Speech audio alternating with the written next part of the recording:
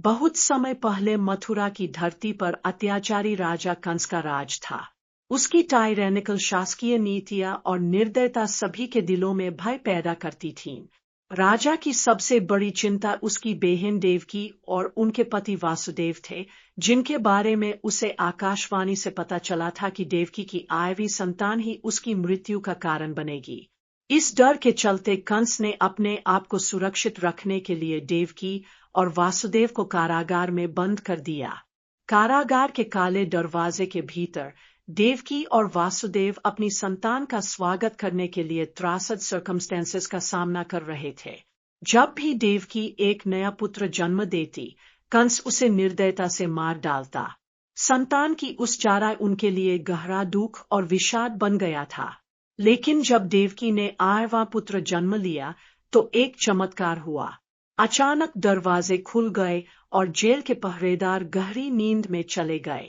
वासुदेव अवसर का लाभ उठाते हुए शिशु को लेकर यमुना पार गोकुल पहुंचे। वहां उन्होंने नंद बाबा और यशोदा के घर जन्मी कन्या को कारागार में छोड़ दिया।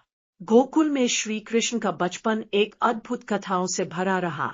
उन्होंने पूतना राक्षसी का वध किया, कालिया नाग को वश में किया और गोवर्धन पर्वत को अपनी छोटी उंगली पर उठाकर इंद्रदेव के अभिमान को शांत किया। उनकी मस्तियों ने ग्वालबालों और गोपियों का मन मोह लिया। माखन चोरी करना और बांसुरी की मधुर तान से सबके दिलों में छवि बिखेरना उनकी लीलाओं का भाग था। बड़े होकर श्री कृष्ण ने मथुरा पहुंचकर कंस का वध किया और न केवल अपनी बहन और जीजा को मुक्ति दिलाई, बल्कि उसके आतंक से पूरे नगरवासियों को भी किया।